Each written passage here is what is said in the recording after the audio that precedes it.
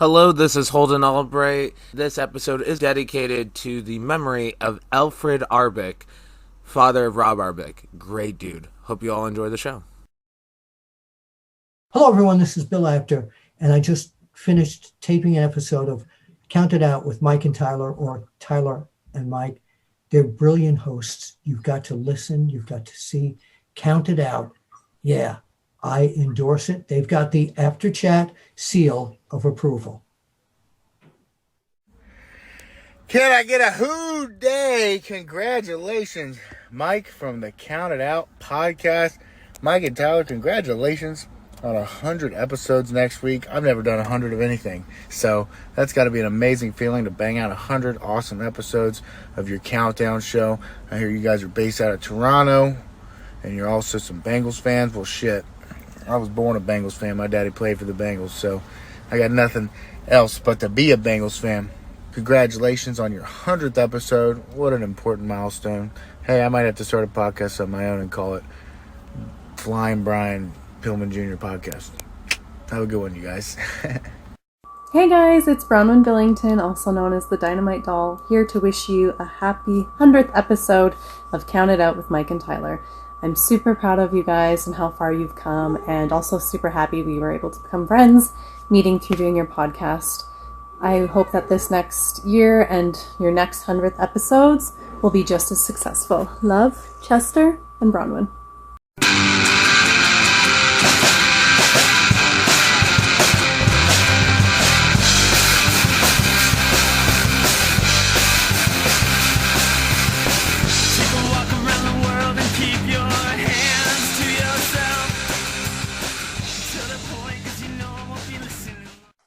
Well, we are live, pal, for the 100th time. Welcome to the Bill Apter Sealed of Approved, Count It Out with Mike and Tyler.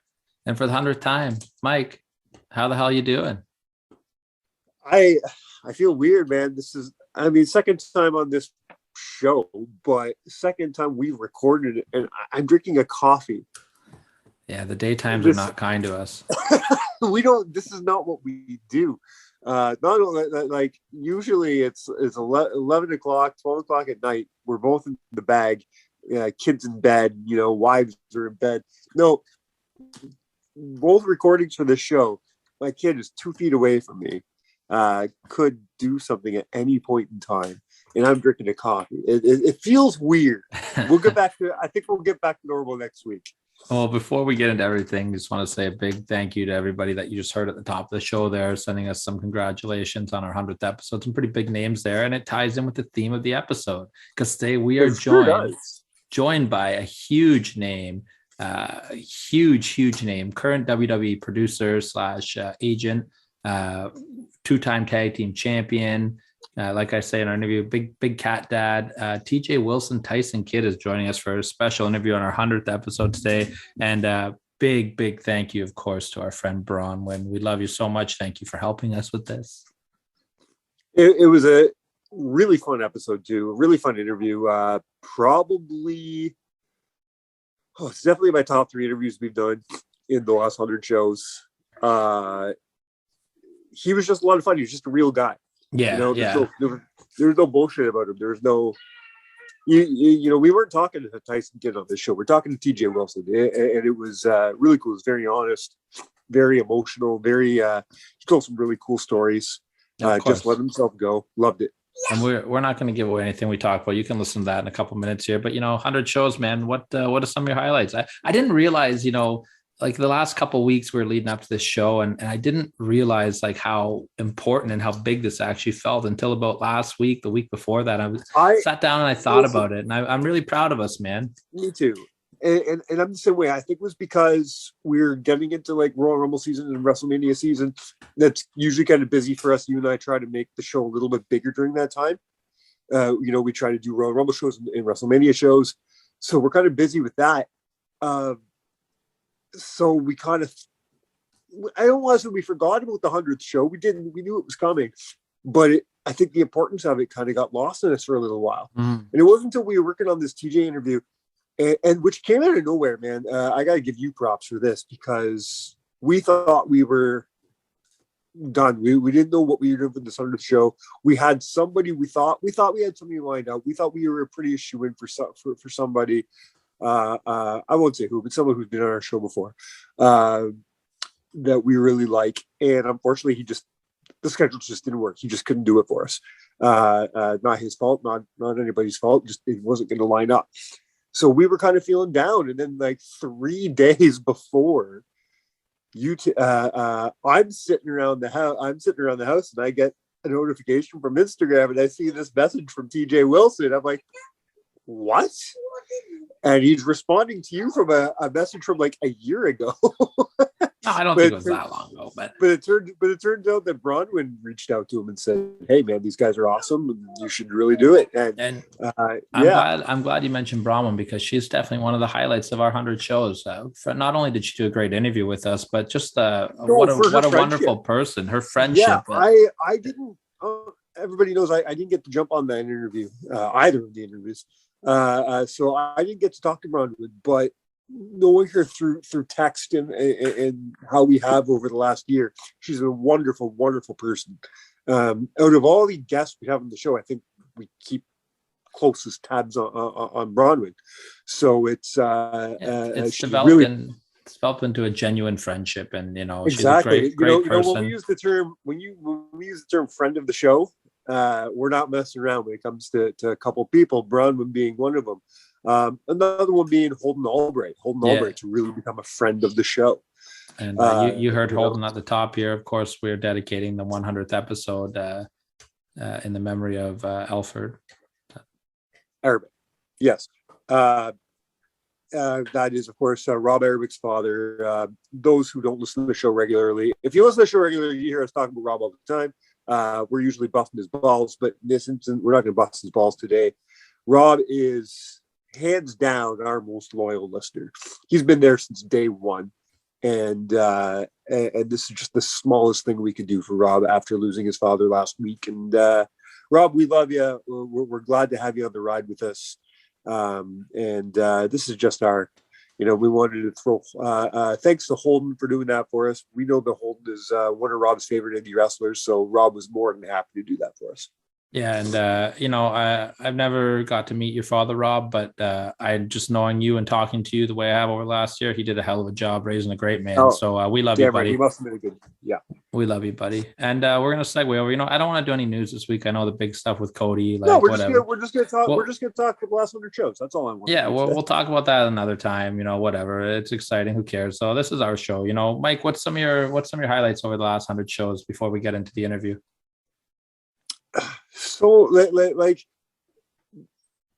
we brought this up a lot at the end of year episode, but I got to keep going back to Bill Apter. He's one of my favorite interviews we've done. But I got to say, the work we've been doing on the indies, the work we've been doing with Barry Wrestling in particular, but then getting around, we've been talking to other indie promoters as well. We haven't done any other shows yet, but we've been talking to some, met some really cool people. Some of the indie wrestlers that we've met from that are just have been so cool to us. We've already talked about Holden Albright, but you got Big Ben Ortmans and Corey Stone and Clay Wilson and Travis Moore. All these guys, even the ones who haven't been on the show, Von Vertigo, the guys who haven't been on the show yet. I can't emphasize enough how cool they've been to us outside of the show. Mm-hmm. Like being at their shows, or even if we throw them a message and ask them about something, they're so cool.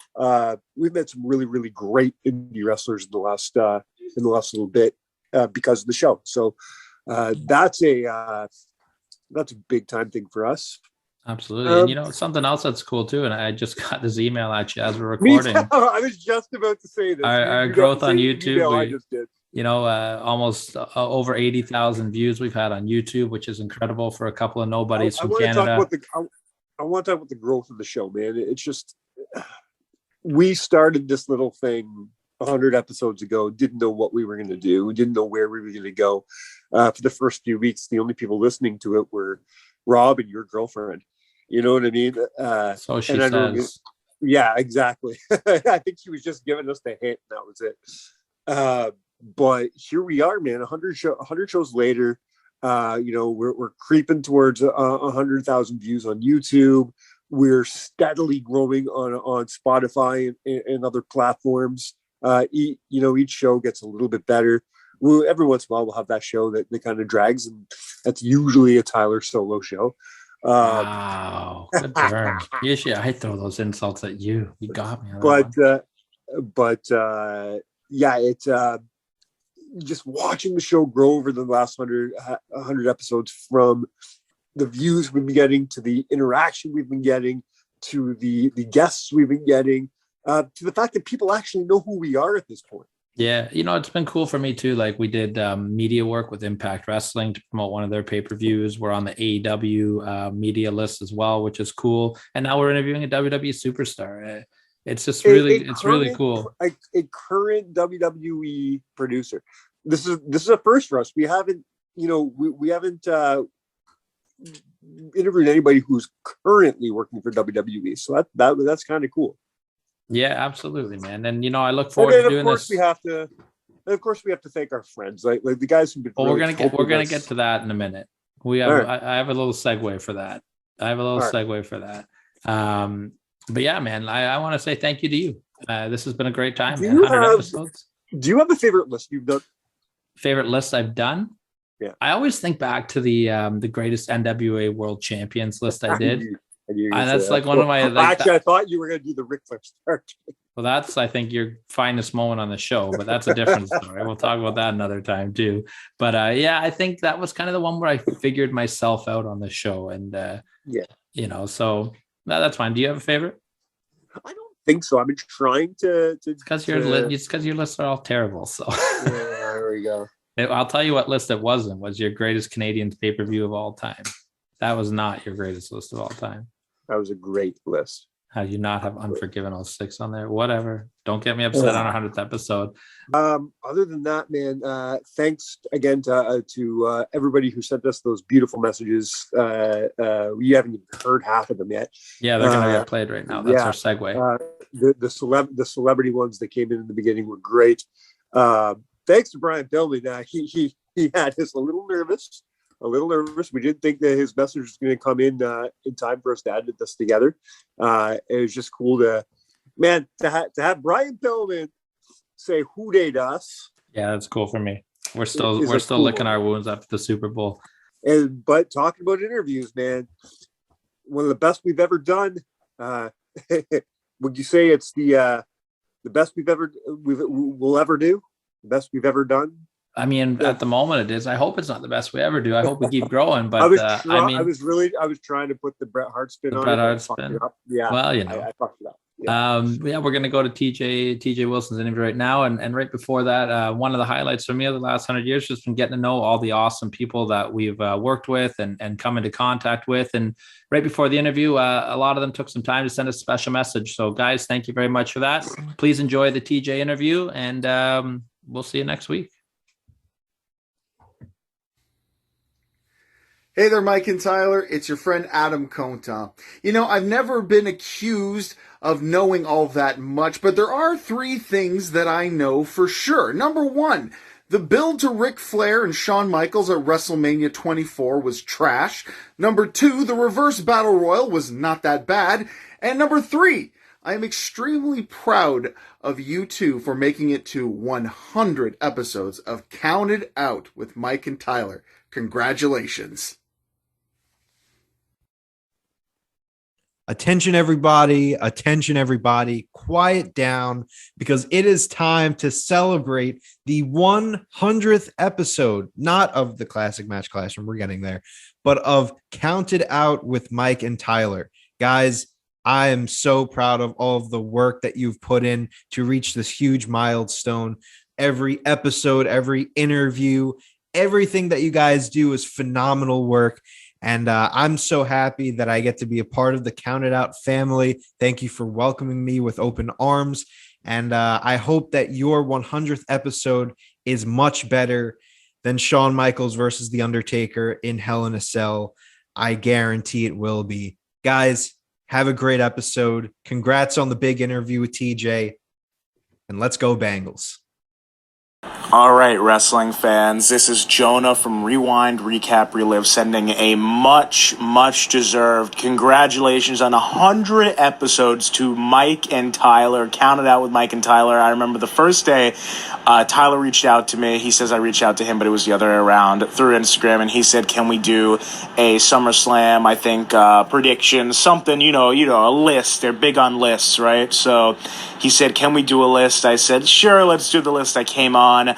Mike and Tyler were drinking What's Different, and nothing has changed a bit since. And it's still just such an incredible show that I recommend to anyone watching wrestling podcasts. You will not be disappointed. They know their stuff, they get the guests, and they get the job done. And count it out with Mike and Tyler, 100 episodes. Congratulations, my friends. Hi, this is Stephen Bourne here from the E8 Sports Podcast, as well as the new hit YouTube show, Born to Talk About Sports. And I just want to congratulate Mike and Tyler on a very special 100 episodes. Keep it going, guys. And I'll tell you one thing. Flair is the best horseman. This is Rapid Delivery Rory Fox, and I'd like to send a special shout out to Count It Out with Mike and Tyler. Congratulations on 100 episodes. You've been on Team Always Angry from day one and not Team Always Ready Matt Cardona. Here's to another 100 episodes. Yeah!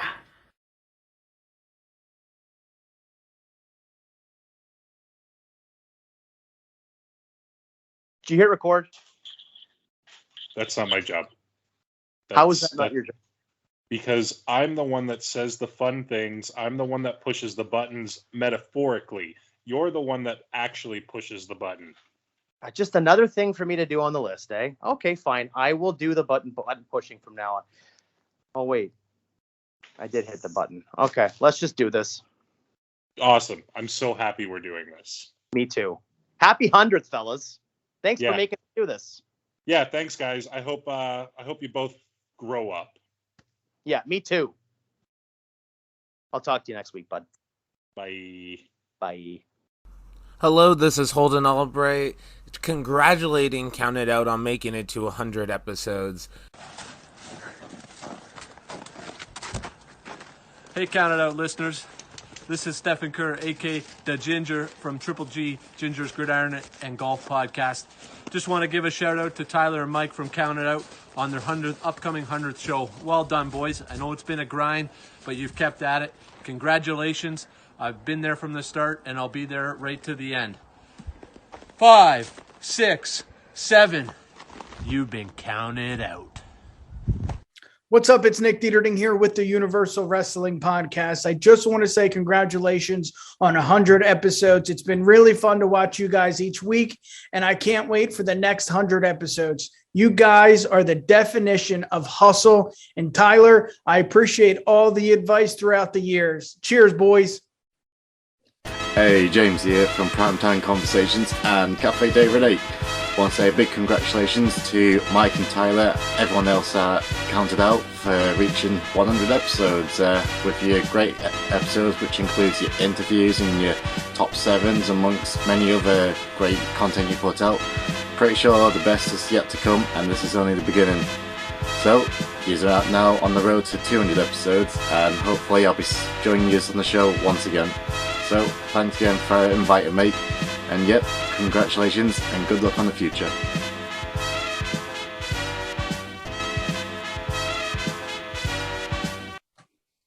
Our guest today is a former two-time WWE Tag Team champion, a member of the legendary Hart family. He's one of the most respected producers in the WWE right now, and most importantly, a proud cat dad. Please welcome to the show, Tyson Kidd, TJ Wilson. TJ, thanks for jumping on, man. We couldn't think of a better way to celebrate our 100th episode than having you join us. We really appreciate it. Oh man, it's an honor to be here for the 100th episode. But I like that the cat dad was the one that was, most pronounced on my accolades. So that's it has awesome. to be. I'm brand new to having cats. I got my first cat about a year and a half ago. and it is like the best thing that has ever happened to me. So Yeah. like, I get it now. Every time I see like you and Natty posting stuff about the cats, I totally get it now, man. It's changed my life for the best. Mine don't leave me alone. They're around. Like I have 5, and I can see 3 of them right now. So they may make an appearance. Who knows? Oh, that'd be perfect. My cat does a run in on our show almost every week. So, and let's be honest, it's even at the point right now. We were even told by Bronwyn, make sure you mention his cats. He'll love it. That's true. She's right. Well, let's kind of get started and let's do a little bit of chatting here, man. Cool. We're real big wrestling fans. We've been wrestling fans our whole life. I'm 37. Mike's older than I am. I like to make that a point. What were some of kind of your favorite matches and pay-per-views and stuff growing up? Mike and I kind of had a conversation last week about some guilty pleasures of ours. Like for me, SummerSlam 89 is one of my favorite pay-per-views of all time. Mike is huge into WrestleMania 8. What are some of your kind of favorite, matches? It's funny. So both of those, like I'm a little bit older than you. I'm probably a little older than both you guys, but only by 6 months, TJ. It's all right. Okay. I didn't super get into it until I was like 10, 11 years old. So not really till like 91, 92. Like I watched a little bit as a kid, and I got in trouble because my cousin showed me wrestling. I came home. I tried what I saw on my younger sisters, and wrestling quickly was not allowed in my house. Then I went to school with Teddy Hart, and then everything kind of changed. But for me, those pay-per-views like that, obviously SummerSlam 92, that was the match that really changed. That was the match that really opened my eyes, and I thought, don't ask me why. If you watch that match, it's unbelievable. But something in watching that match told me I could do this, which if you watch the match back, kind of makes no sense. But I don't know. It's about spoke to me. SummerSlam 92, King of the Ring 96, I really like. I used to King of the Ring 94. I used to just have VHS tapes. Yeah. And so it was pre-network, pre-Peacock. So I just I would record Superstars that week and just watch it all week long. Yeah. Until the next week, and I'd record. And then I remember having a couple pay-per-view tapes, King of the Ring 94. At one point, I could almost do the whole commentary over the matches as well. Like I watch it so much, man. I guess with King of the Ring 94, it's pretty easy to do that too. How much does this guy weigh, Gorilla? I was gonna say, Art Donovan helps me kind of cheat because he asks about every guy. Yeah. I love how about halfway through the pay-per-view, Gorilla's just done with them. He just ignores them. Macho Man, you can tell it feels like he starts to crack a little bit. Yeah. Poor Art Donovan. No, I gotta say, with the shows you mentioned, such as that SummerSlam 92, that particular King of the Ring, is it fair to say you were maybe already a fan of the Hearts before you even met Teddy? I met Teddy in 1990. Oh, okay. So I knew of them, like I said, but I wasn't allowed to watch wrestling. I think I have a memory of Demolition and the Killer Bees, and then that was no longer allowed to be watched in my house. Once you tried to throw that Jim Brunzell drop kick, eh? Yeah. It's a lot harder than Jim made it look. Well, Mike and I, we're huge fans of the Hart family, and we love hearing Stu Hart stories. Obviously you came up in the dungeon. I lived at the house. I lived at the house for a while too. Oh, really? Wow. Yeah. Do you have some fun Stu stories you can tell? Who do you think has the best Stu impersonation also? Because for us, Johnny Devine is the best one I've heard. Johnny Devine, yeah. You'd have a pretty good one. My personal favorite so far was Paul Vachon, because as much as Paul Vachon tried to do a Stu impression, he didn't have to do a Stu impression. He already sounds like Stu. Yeah. That was cool. Brett has a pretty good one. Mm-hmm. It wasn't the best one, but it was just the fact that he did it and did it in this little moment with me, myself, Natty, and Harry. Vince did a Stu impression once to us. Wow. It was the three of us, the four of us. But so that was cool. It was That doesn't get a lot too much cooler than Vince McMahon No. doing a Stu Hart impression while there's just the four of us in a little half circle or whatever. It's kind of cool. How was the impression though? So his was funny. His was more of one from someone that's met Stu. You could tell. Stu would kind of like shake a guy's hand, and if it was like a really big guy, Stu would almost like grab their arm and almost like feel like their tricep, almost like he didn't, not so much the bicep, but the tricep, which I've noticed. Like, I don't know if it's an amateur wrestling thing, but and then you'd start gauging like, hey, you got pretty good arms, and like so Vince did an imitation like that to us. It was so funny because it was out of nowhere. We were shaking his hand after that. We had this promo class at the time where we go to shake his hand after, and then he did that and did like a little Stu impression. It was pretty funny. Oh, that's awesome. Everyone that was around him could kind of do it. Not bad. I'm trying to think if I've heard Harry's recently, because Harry is a master of imitation. So Harry or Brett, I would just off the top of my head say. Yeah. Bruce Hart had a pretty good Stu as well. Awesome. Do you have any fun stories that you can share about, being around Stu or being in the dungeon? Or even Bruce? We've seen videos of Bruce kind of overwatching you and Harry in the dungeon. Yeah, that must be cool because unfortunately, as fans, we don't hear a lot about Bruce. You hear a little bit of the negative stuff here and there, unfortunately, but we don't hear the nice stories. So I like seeing a video of you and Harry in the dungeon and him really being a teacher. What was that like? Oh, yeah, Bruce, but I know what you're saying, but I have a lot of positive experiences with Bruce. Bruce helped me a lot in wrestling, like a lot. Bruce and Ross, I credit them a lot for taking. I didn't even have raw talent. I had nothing. I was a small little kid, but I had some heart. I guess I had some heart, and in that heart, I had a love for wrestling that. I don't know. Eventually, I finally cracked the shell a little bit. But yeah, Ross and Bruce helped me a lot. A lot of, especially early on, a lot of basic psychology and a lot of like kind of explaining. You know what Bruce is really good at he was really good at explaining the why. This is why you do that. This is your motive here. This is. One of my cats is trying to push my phone. This is why you feel this way in this moment, because this happened to you earlier and this. And he was, and it sounds simple now, but when I'm 16, 17 years old, it really meant a lot to me how he explained, and Ross Hart too really broke down a lot of psychology for me that to this day have really, honestly, I use a lot of their lessons to this day. So I have a lot of positive experience. Bruce, I remember like playing football with like Bruce and Brett outside at Stu's. I remember like going and playing baseball at Bruce's. There was always these like fun little gatherings. And as for Stu, I mean, damn man, I've been stretched by him. I've seen him stretch it's more fun seeing him stretch other people. I can tell you that from firsthand experience.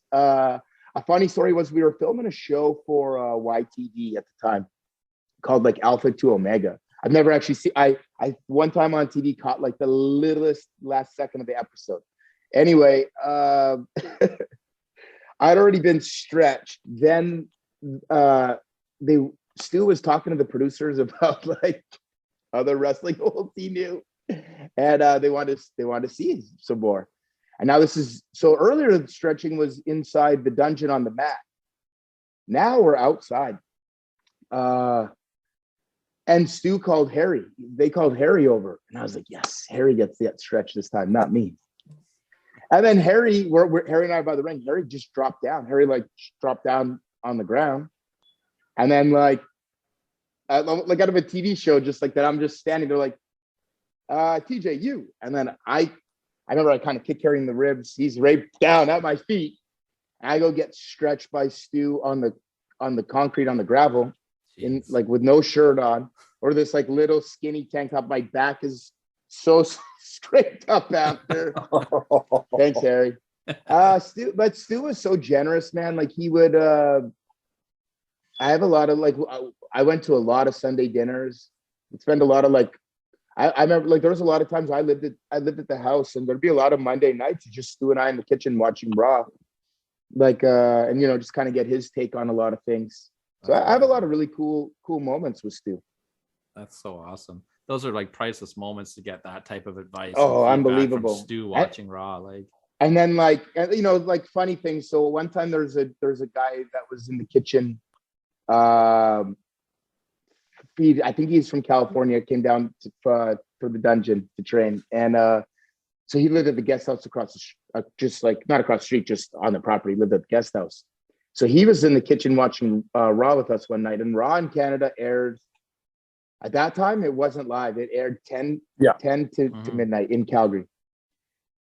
So Stu's down there watching it, and Stu's kind of nodding off a little bit, and this wrestling camp guy notices it.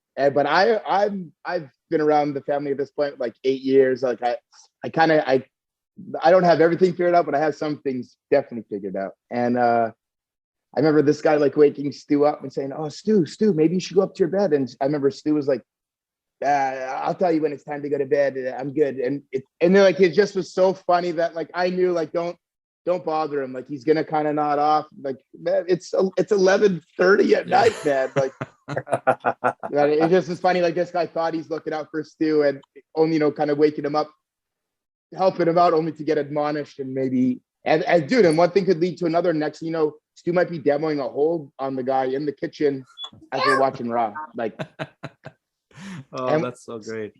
That's so great. And in doing the research for talking to you today, I did find that Mike mentioned that match. It's you and Harry kind of training in the dungeon, and that's a hard floor you guys are bumping on down there. How did those training sessions get you prepared for, you guys had a match when you're like 15, 16 years old in the WWE at the house show. Like, how did that all come about? Because that's incredible to be that young in the ring. It was insane. It's something that will never happen again. I would say likely, but I think will never happen again. I mean, there's times of change. How can, it's a publicly traded company. I don't know. But Teddy's brother, Matthew, we were wrestling one day, and then like the next day he kind of had a fever and he just didn't feel great. And then the next day, or maybe that either the next day or that next night, he goes to the hospital and has like this wildly high fever. I remember we go visit him one day, and he's kind of like what he was saying, he wasn't making a lot of sense in his speech. And then the next day he like slipped into a coma for like 12 days or something like that, and then he passed away from flesh-eating disease. I was 15 and I turned 16 like right before he passed away.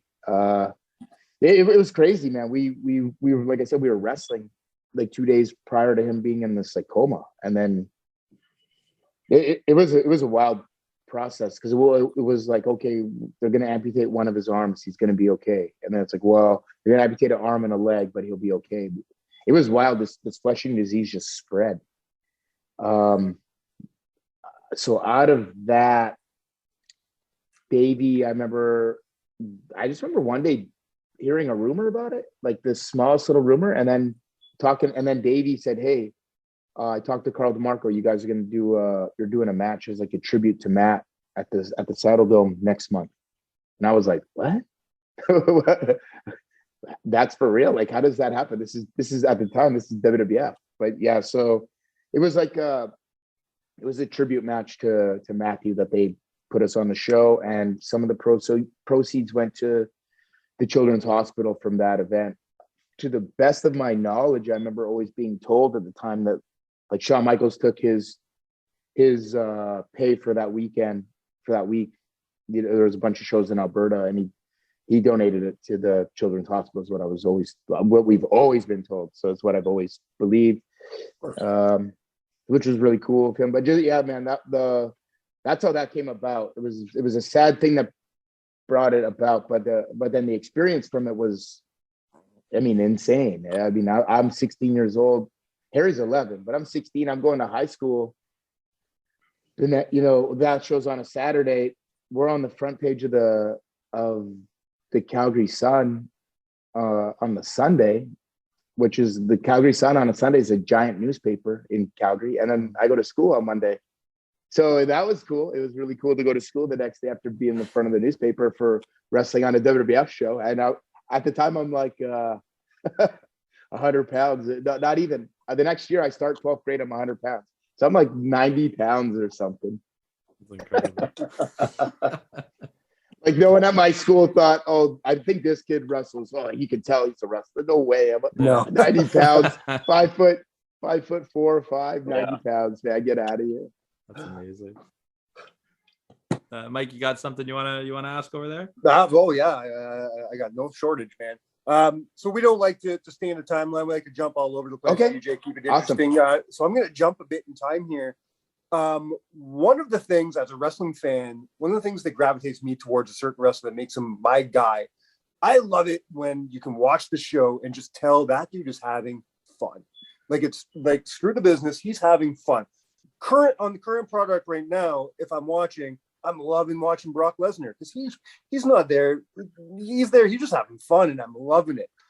One of my favorite times in your career is when you were tagged up with Cesaro, because it just looked like you guys, nothing could phase you. You looked like you were having so much fun, and I loved it. Can you tell me a bit of how you and Cesaro came to be? And is that true, or you really nailed good it? actor? You nailed Like, it. No. I'm not a good actor. No, that's entirely true. I mean, as a talent, you're always going to be very serious about everything you do. Obviously, you know, this is your body of work and this is what you've worked hard for. Obviously, I care a lot about it. But something when I was doing that NXT run, I kind of proved to some people that I had more of a personality than they thought, and I worked on my promos a lot with Dusty. Not that I got amazing, but I definitely got better, a lot better. So during that NXT run, I just started really, especially like the Natty's husband stuff. I started just having so much fun, and I just was like that, all that Natty stuff. Like nobody. I'm trying to remember. Nobody like really presented it to me like this. Like, hey, do this. It was like, hey, like I understood the story. Was like for example, the match with Neville. I grab the chair. I go to pull it in. Natty stops me. Then I'm like, you're right. I'm doing the wrong thing. I turn. Neville super kicks me. Hits with the red arrow. Then that starts like where like that kind of I start putting the blame of my matches that I lose on Natty. And I've been doing that a little before that with I remember Adam. Oh, sorry, it happens after with Adam Rose. I have a match with Adam Rose where like it's one of my favorite matches of the little nuances with all three of us, myself, Rose, and Natty. But Natty and I have a lot of really funny nuances in that match that I'm very like that. I remember getting home and being like, okay, I understand. There's something here, and to that point, it was so fun that I just like. Obviously, like I was saying, I care a lot about my body of work as a talent, but I got to the point of like, here's the thing: when it comes down to it, when the bell rings, I'll be okay. Everything else, I'm gonna have fun. I'm just gonna let things go a little bit easier and just have a lot more fun. And then I go back onto the main roster in September that year, and then I team with Cesaro around December 1st actually. And how it got thrown the day before, the day. That morning of, I saw a graphic on Twitter of like the tag team gauntlet and just Cesaro and I were beside each other. So I assumed we were a team. And you guys are like good friends backstage, so you're probably thrilled to work with them, right? Yeah, like we just had that triple threat match in November. So like 2 or 3 weeks before this, triple threat with Dolph that I'm very proud of that match in SmackDown in Liverpool. And so I already knew we've already wrestled each other before, but I knew like we had really good chemistry. And so it was funny that I don't know, man. If you give me a piece of paper with the roster listed on it, I don't know if I would have picked Cesaro as like to be a part. I don't know, but if I could go back in time, knowing what I know, I wouldn't even need to see the list of paper. I'd pick Cesaro in less than half a second.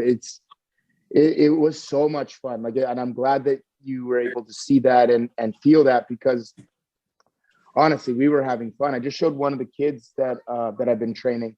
I just showed him a match I found on YouTube. It's from my last European tour as a talent. It's myself and Cesaro against New Day and the Matadors in a 3-way tag. And like, we're in Germany, and the atmosphere is unbelievable. That place loved Cesaro so much. They even had some Tyson chants in there, but they're like, dude, they were like singing his name. They were doing soccer. It was wild. It was a wild experience. It just was fun. I just had fun, man. Everything we did, our entrance was fun. We were like, yes, it was. Cesaro shooting a fireball at me like a Doken. I'm just like, I didn't know what we were doing. We're literally, we were just having fun. Then I remember Cody started saying that we were like the Steiner. So on that on Elimination Chamber, like Cesaro gets, like we were doing like Steiner style brother poses. Like we were just literally having fun. Literally having it was a lot of fun. And it really showed, man. Like from our end of the TV, you could tell how much fun both you and Cesaro were having. You really did. Yeah, 100%. I was watching last night. You and Cesaro against the New Day from Extreme Rules in Chicago there. And like, yes, you could just see like, I don't want to say like a confidence in you, but like you could just tell you were in the moment and having so much fun in there with Cesaro, and it gave you this like swagger in the ring too, like. And so that match is right after we just did that European tour. So for the first week we wrestled New Day, and for the second week of the tour was these 3-way tags. But every night, New Day was supposed to be the good guys. We're supposed to be the bad guys. But every single night, the crowd switched that. And it's that tour was so fun for that reason, because we were just like, we were kind of improv and just going by the seam of our pants kind of. I remember we had a show in Poland, and their TV, I think they said at the time, was like 6 or 7 weeks behind. So they wouldn't have seen somebody booing New Day yet or whatever. And New Day came out there and did a promo, and they turned on New Day, and we were the good guys. So that was so fun, because it was completely on the fly. The first day on the tour, I've told this story. We just wrestled on SmackDown. We flew to Europe. First day on the tour, we're like, hey, let's kind of do similar matches what we just did on SmackDown. We'll tweak some things.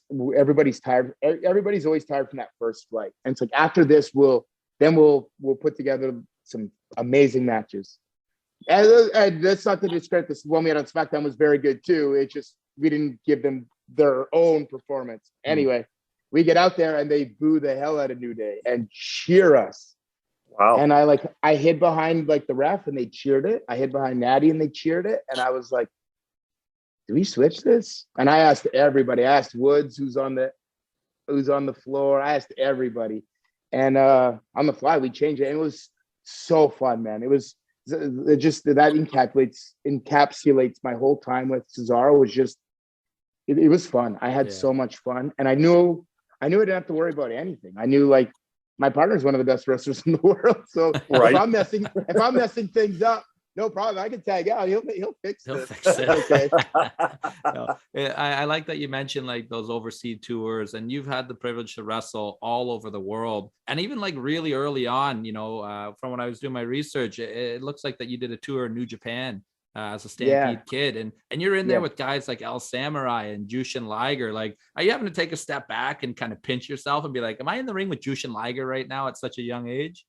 Oh man, yeah. My third day in Japan, he was my third match. It was a tag, myself and Super Crazy against Samurai and Liger on my first tour. Oh my God. Yeah. So there's a lot of things running through my head. I'm 22 at the time. I'm insanely nervous. I'm in a foreign country wrestling I'm outside of Canada wrestling for the first time ever. Plus it's Japan. Liger is, Jushin Thunder Liger. We know that, but he's also, at that time, I believe, he's also the boss of the junior heavyweights, which I'm a junior heavyweight. So, like, it's already the pressure of Liger. He's also my boss. He's also like a peer, but a very respected. Like he's all these things wrapped into one in this. So it was kind of nerve wracking. I was very nervous that first tour. I mean, to make more noise. They were explaining to me to make more noise, which, like, if you know by my WWE tenure, I'm very vocal when I wrestle. So it just was funny that they had the version that like I was so scared that I wouldn't say a word. Those guys were so amazing. I love my time in Japan, and I love like the fans are amazing. Like I remember just like looking up and down the locker room, like, man, every guy in here can go. Like, this is crazy. These guys are awesome. Do you put any extra pressure on yourself working guys like Liger and when you and Harry were teaming and fighting DX, like kind of 100%. fighting those guys that kind of have the connection to the Hart family, you know, Liger Absolutely. and Pillman? Yeah, you put more pressure on those matches? 100%. I remember Bragging Rights was the first time we wrestled DX. We in that 5-on-5 or we're 7-on-7, sorry, 7-on-7. We wrestled DX 2 other times, once on Raw, once on SmackDown. But I have great memories of all three times we wrestled Sean and Hunter. But I remember when there's 14 of us putting together this match, and then it kind of dissipates. I remember Harry and I kind of pulling Sean and Hunter after and just saying like, hey, we just wanted to run some ideas by you guys. We thought, you know, even if it's just in our small little world, we thought us working with you guys, there's a lot of cool components here that we don't have to like throw at the forefront, but people know exist with Brett and Sean and the Screw. Like, there's a lot of things obviously that are, you know, so they were very receptive and very cool. So I mean, so we definitely always like took a special approach to guys. I did always take a special approach to guys that I knew had a Stampede connection or a Hart family connection or something along those lines. Yeah. And, you know, Hunter's been in the news recently. He's had a little bit of health issues. Have you heard any updates on how his recovery is going? You know, maybe if we're going to see him back with NXT at any point when he's feeling better. I haven't heard anything. I just hope that he's feeling better. Our health is the main thing that we've got. We got to really take care of it. So I really hope that he makes a full and quick recovery. Absolutely. And you know, you mentioned NXT a little bit earlier, and Hunter's obviously so big with NXT. What's your thoughts on the rebranding of NXT and the whole 2.0 vibes that they're going out there? Do you think it was kind of necessary to change something that was working so well? Do you like the product that they're putting out right now? So I think it's just changed in the sense that now it's more of kind of what like developmental used to be a little bit, in terms of I feel like when I'm watching it now, it's a little bit more, let me see, how can I say this? It's a little bit more like pieces of clay that are ready, that are not ready this second, but when the time comes, they'll be ready to be called up, and then they can kind of be molded more so maybe than the way NXT was before. If someone's so established, it's kind of hard to rebrand them without it. Like if you're so like a lot of the old, and I don't think that's an insult either way. It's just the things. I don't know if it's just like the businesses. It's just what our need has changed. Maybe we might need at the moment, and I say I mean WWE, the company, may need NXT to be more of what it was, you know, a decade ago, where it helps feed the main roster and help you know, supply us with talent, rather than NXT has its own separate talent that stay there. And like it was almost like call-ups were a lot less. They weren't happening. They're happening at a different rate, but it was like very like it was weird. Like some guys might get signed and come straight to the main roster. I think it's got a little bit not weird, just different.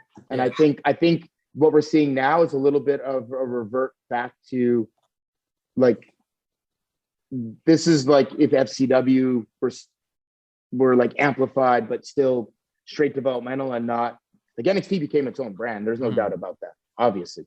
And NXT was awesome. I loved it. I love my time there. I don't know if maybe the bubble just got too big and burst, and you just need this reset needs to kind of happen, and you know, and it restarts again. I don't know. Yeah, it makes sense. But it is different. But I think now the way it's more designed to feed the main roster in terms of to be able to be molded into whatever the main roster needs in that moment. if that makes any sense. And no one's told me this. This is just me watching what I think. Yeah, of course. Mike, what do you think over there? You got something? I got to ask something, DJ here, just for a laugh. I think it's very important when wrestlers have that one small thing that sets them apart from everybody else. So I got to ask you, whose idea was the haircut, and what did Vince think the first time he saw it? That's funny. I know I've never found out what he thought. I eventually said, "Hey, can I grow my hair out or cut this?" Even though it was my hair. Yeah. And I came in with it. But anyway, so I never actually, so it's not like somebody told me to get rid of it. He never, so what it is, I saw a guy on Tough Enough that had similar hair to that, but this guy was like big and jacked. So I already had like short hair with like the front would be kind of spiked. So I just decided to shave it all and just have the spikes. Yeah. And I knew I'm under 6 feet tall and I'm under 200 pounds. I knew I needed something to like stick out. And I guess I went with hoping my hair would accomplish that. I mean, it did. I mean, it did. I think it set you apart. The smallest things, I think, sometimes can be louder than your size, than you make up for what you don't have sometimes. And it takes, I think, somebody very smart to realize that simple is better sometimes. And that was it. That did it for you for a while. I think I like those little subtle things more than a big drastic thing. Exactly. Another question I got to ask, because it was kind of brought up. I kind of want to go back to the New Japan thing for a minute. Yeah. Because of where you were in your career, you were so young, and you were, for lack of a better term, a little green at the time, and you're working with guys like Liger. Were you given the young boy treatment over there? Were you treated like that, or because they knew you weren't there permanently, did they kind of skip that for you? Yeah, I didn't do the young boy stuff. I mean, in Calgary, my Japanese trainer was treating me. I won't say harder than those young boys, but I definitely trained extremely hard. The young boys, it's funny. Like Yoshi Tatsu was a young boy when I was there, and he's Yoshi might be like 1 or 2 years, 3 years older than me. I was actually younger than the young boys at the time. Same with like TJP had just gone my first tour. TJP went the tour before me, and he's younger than me. He is like way younger than the young boys. Like Rocky, Brian, we're all like all younger than the young boys at that time. So like that part must have been so weird to them. Like, who are these foreign guys that are younger than our young guys? Like, what's going on? But so I didn't do the young boy stuff, but I mean, I was very green, and I just did whatever I could to kind of fit in with those guys in those matches. Cause like some of those guys, like I'm in there with like Koji Kanemoto, who I think, and I definitely thought at the time is one of the best wrestlers, maybe ever, one of my favorites at the time. In like 02, 03, I thought he's the best wrestler like alive. And I just remember being like, well, how my first tour I teamed with him. So for most of the tour. So I'd just be on the apron, like watching this guy and captivated by the way he moved and what he did in the ring. And then my next tour, I'm wrestling this guy a bunch, and I'm like, I don't belong in here with this guy. I believe me, we all have a little bit of an ego. I understand that, but this guy's way better than me. What's happening here? But in that, it made me so much better wrestling these guys. They're such pros, and they were so good.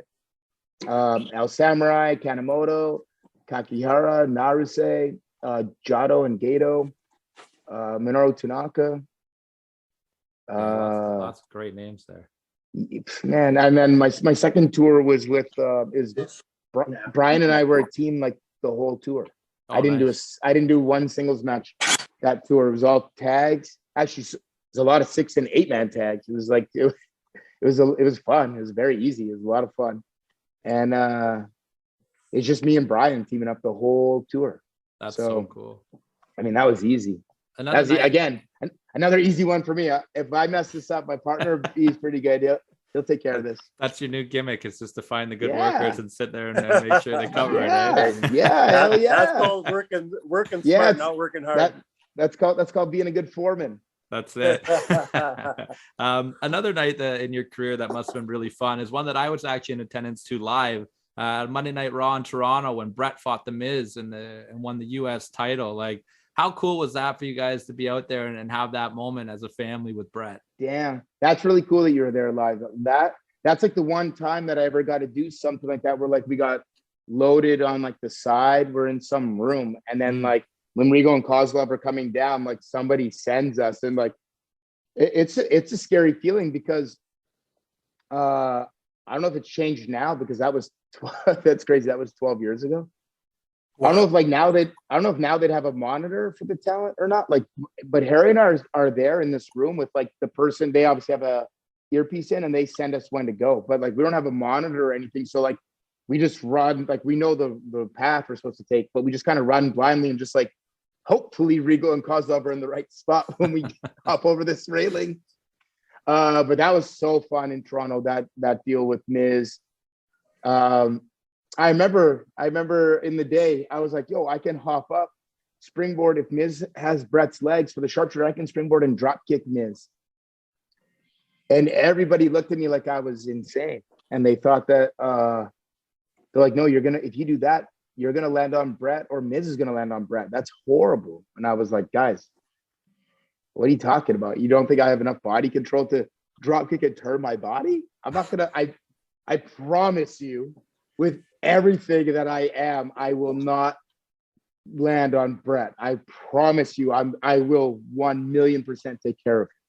I promise you. And I did. But yeah, it was funny, man. I had to demo it a couple of times, at least just the springboard.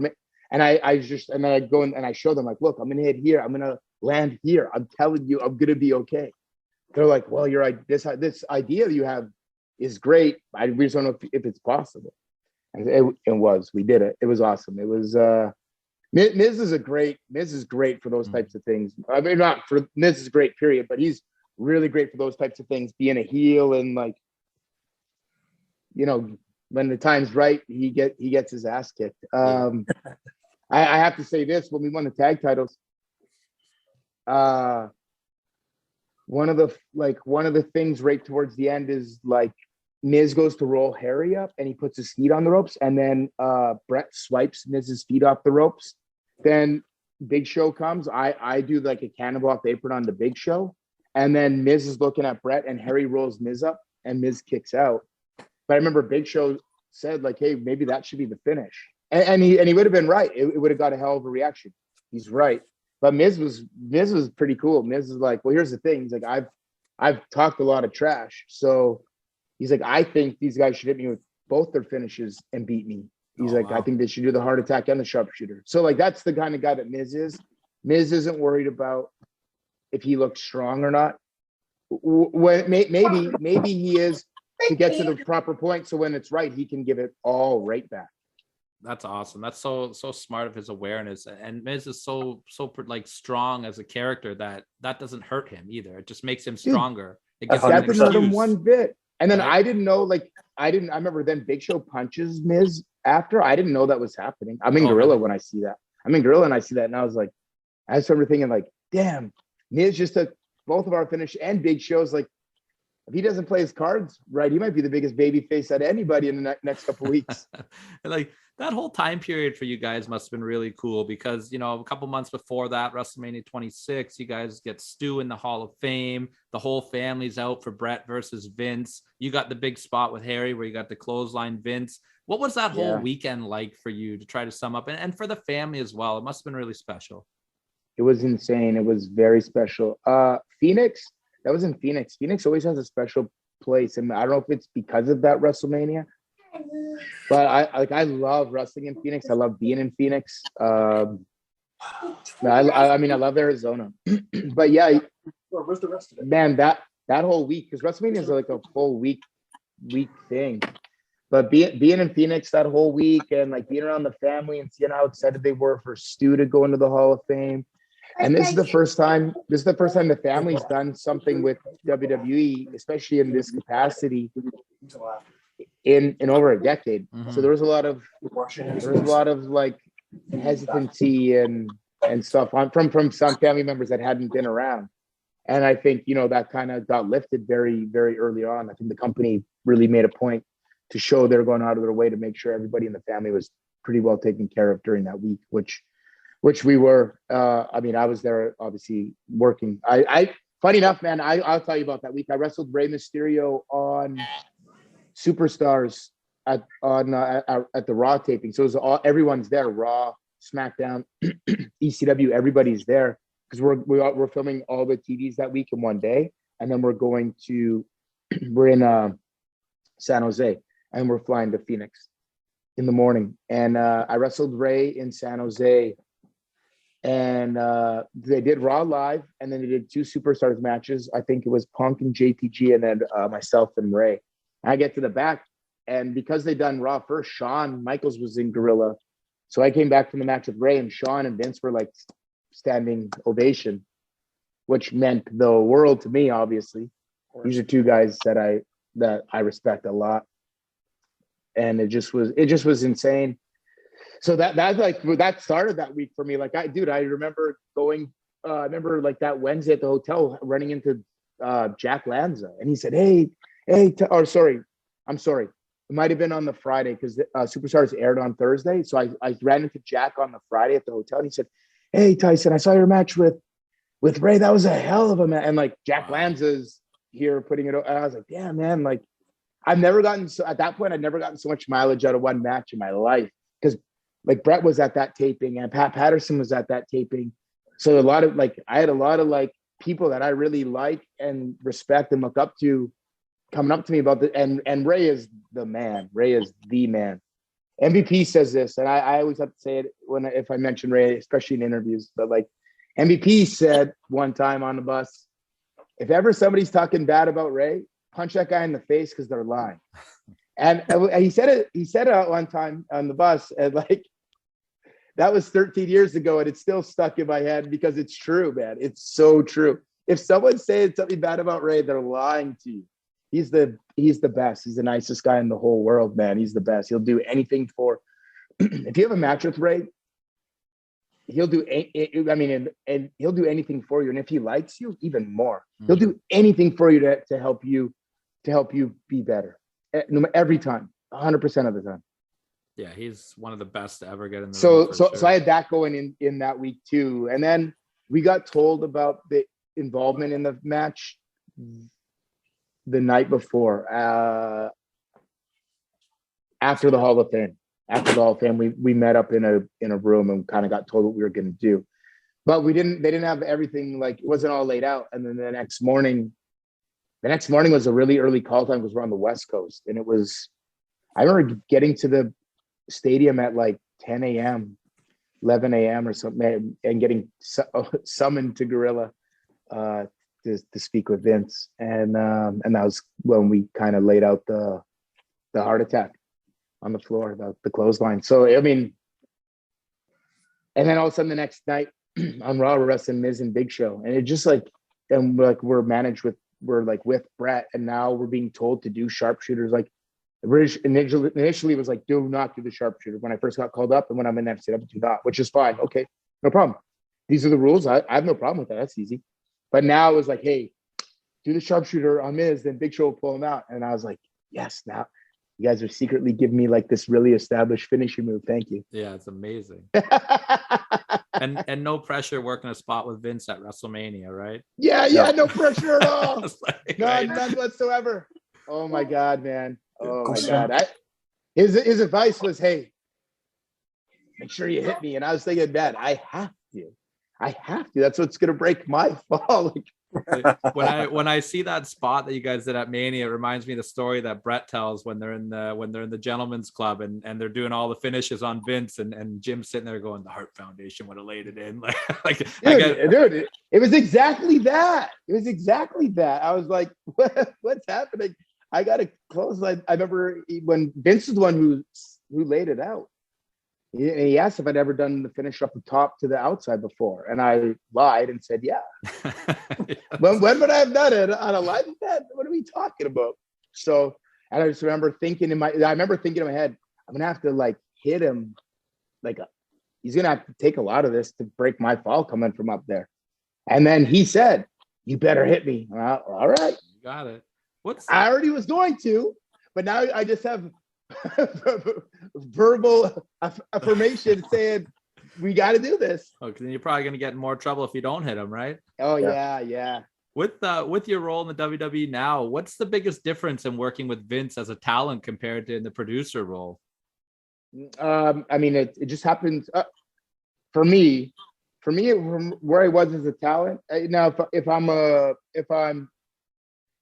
guy like, let me think, like Roman Reigns probably deals with Vince every single week. But me as a talent, I wouldn't always deal with him. You know, I'd go after a match, I'd go see him, and he might say, "Hey, good match," and just shake my hand. It might be that quick.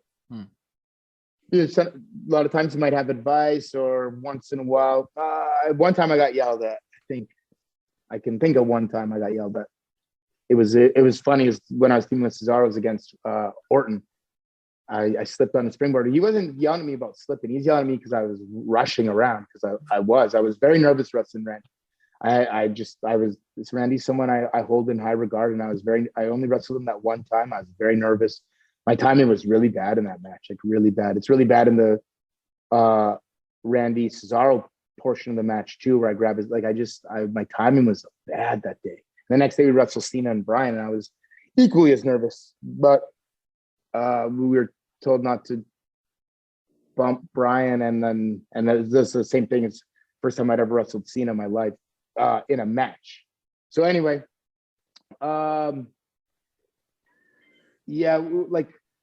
with Vince clotheslining him, I'm like, I have to lay this in. And of course I'm wildly nervous, man. Like, what am I supposed to do? I have the boss told me to hit him, so I had to hit him. Mike, what do you got in your mind over there? Since we're talking about great family moments for the Hart family, I do have two follow-up questions. We're going to start with something that's really near and dear to Tyler and I as Canadians. We're big fans of the Canadian Stampede pay-per-view from 1997. Hell yeah! Can you fill us in? What's that day like for you guys? I know you were young. You had to be like 17, I guess. And you're not working for the company, but what's it like being there? And what was the atmosphere like in the ring after the show when the whole family was out there? Those entrances. Oof. Man, those entrances, like, that's art to me. Those entrances.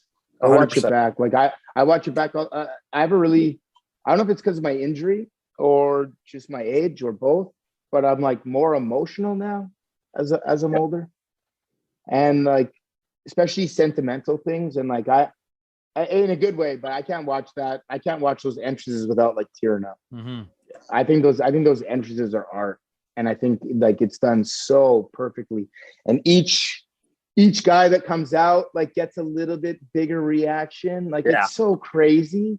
And then there's like, it's just like, it was done so perfectly how like their entrances are just that top, and they all like meet up there and walk down for this gunsling, this 5-on-5 like showdown. Yeah, it's so perfect, man. But you have Owen, Davey, Jim, and Pillman out there, and then before Brett's music, there's this little bit of a lull, this pot, and you feel the building start to rumble. Like, I'm getting goosebumps talking about it, because like I get very emotional when I watch the match. It's the deep dive is on the other side, is that it's kind of the last time the Hart family is like all together, like as one like amazing cohesive unit, is literally like that. There's a big, after that pay-per-view, there's a big party at Stu's, and it was amazing. And so like that's like, and then that's kind of the last time the family's all together like that. Because then after that is the screw job, then it's WCW, then everyone's on different schedules, and then Owen's passing, and then just mayhem. But man, I just remember like being at the building all day. I remember like Mick Foley remembered our names. I always talk about that with him. He remembered our names from the last time Calgary, the last time WWE had been in Calgary was the live event we wrestled at the Saddle Dome. in 96, October 96. Now this is July 97. So I remember Foley's like, hey, are you guys wrestling on the card tonight? Obviously he's kidding, but I just remember being like, damn, they know Mankind knows who I am. He knows my name. How do you know my name's TJ? Whatever. But yeah, man, it was unbelievable. And then like the roller coaster of that match. I'm sitting front row with Harry. And throughout the show, we were like obviously talking back and forth. But during that match, just the crowd is so loud, we literally can't hear each other. It was nuts. It was like deafening. And then when I think Bruce is the one who kind of opens the railing and then once Ted comes across, then like Harry and I knew like we're coming in the ring too. Like it's on. And like that wasn't planned. That just happened. That was not like, hey, and then at the end everyone gets in the ring. It just literally just happened. Wow, that's cool. Yeah, that was not planned. That was Bruce. Like I said, I'm pretty sure Bruce or Wayne open up the railing and kind of let Ted in, and then everybody comes in. Like that's why like I watch it back a whole bunch of times. But like Natty comes in later. She's not sitting front. She's further back. This was not some planned thing that hey, and then after the match, the whole family comes in the ring. That was not planned. I think the plan was like Austin comes and gets attacked and does the police stuff and gets taken away, which they did all that. I think that's it. Not hey, then since we're in Calgary, the Hart family takes over as always. I like that Stu got involved in the finish too, and hell yeah, yeah, he probably got a kick that was out so of that. funny. There was a Stu chant during the match too. Like it was cool. To finish up on the family thing, my last question has to do with a few years ago. Yourself, Natty, Harry, and Brian got together and recreated that very famous picture of the Hart Foundation. And I got to tell you, man, that I, as a fan, got a little teary when I saw that picture. As you'll see, growing up, Owen was my favorite wrestler. Seeing you in that one spot in that picture was heartwarming for me. Tell me what it meant for you. Like, how did that picture come about? Why did you guys do it? Dude, what did it mean to you to be in that spot? Yeah, it meant the world to me. That was Brian's idea, but like it was not some planned idea he had. He came to train at my ring, and Harry was obviously there that day too. And so he decided, he was like, hey, whoa, how cool would it be if we kind of recreate that picture? That was Brian Pillman's idea. That was his. And okay, so it was your ring. Somebody wasn't just traveling with a cutout of Brett with them all the time. No. Yeah, my ring. We have a cutout of Brett on the wall, and we make jokes that you don't want to have a 4 to 10 performance because Brett is watching. That's amazing. So we had an old one that it got like faded from the sun and stuff, and so Brett sent us a new one and autographed it. So I don't remember which one's in the picture with Pillman Jr. with that we recreated. I don't remember if it's the old Brett or the new. I think it might have been just when we got the new Brett. So it's like it's the nice one. But yeah, man, that was Brian Pillman's idea. And I remember thinking like, oh damn, this is a cool idea. And like we took one and then like, okay, no, do another. And then man, I always looked up a lot to Owen. I had a good relationship with Owen. We were close. I wasn't like insanely close to them or anything. It wasn't. But I mean, he flew me to WrestleMania 12. He flew me to International Incident. I remember he really wanted, when Teddy's brother passed away, Owen was he was really kind of looking out for us, and he wanted us to. I remember he wanted us to work on getting our driver's license at the time, and I remember he said like he would help us out with the car and stuff like that. But at that time, I think I got hit by a car when I was a kid, when I was like 9, and so I had a very big fear of driving, which is long gone. Obviously, doesn't work in this business. And I'm 40 years old. I still don't have a license because of an accident when I was a kid. So I get you. I am okay. that. Yeah. So like, I didn't want to let Owen down, but I didn't want to get a driver's license at that. I knew it was a big responsibility, and I was a smart kid at 16, but I wasn't. I couldn't have had a car. Not it was just it wasn't for me anyway. So I think we kind of let him down with that. But I always had a nice close relationship with Owen, where he was always like from when I was young, even like when he saw that we were like finally started really taking a liking to wrestling, like a love to wrestling. Actually, I remember one time, like this is such a cool experience, and these aren't things I think about all the time, but in talking to you, like kind of jogs it a little bit. But like go to a Sunday dinner one day, then Owen's talking to Teddy and I, and he's like, "Hey, heard you guys are really coming along. Let's go downstairs." Like, okay, so we're down there. It's Oj, Owen, myself, and Ted, and then at the time we could do some wrestling moves, but we didn't know how to construct a match. We could do some moves, but we didn't know like where to put anything, and so Owen just like called out a match on the fly to us, and we just did it. We just did what he was like calling. And then I remember he was like pretty impressed after, and he had a lot of really good advice, and just like he was like I can't say enough good things about Owen and my time with him. What I love about it is that towards the end, like I was a wrestler, but before that I wasn't. Owen, like I wasn't a wrestler when it came to Owen. I was a kid, but he took a liking to me, and I'm like I said, he flew me to WrestleMania 12. That was insane, man. He like he was at Sunday dinner, and he said, "Hey, teacher, are you going to Anaheim?" And I was like, "No." And then I get home, and then Teddy's mom calls my house and said, "Hey, Owen wants to invite you to Anaheim for WrestleMania 12." That's so cool. So I mean, man, like obviously we've all heard the stories, but like they're all true. But even more so, like Owen was the man. So to stand in his position on that picture meant a lot.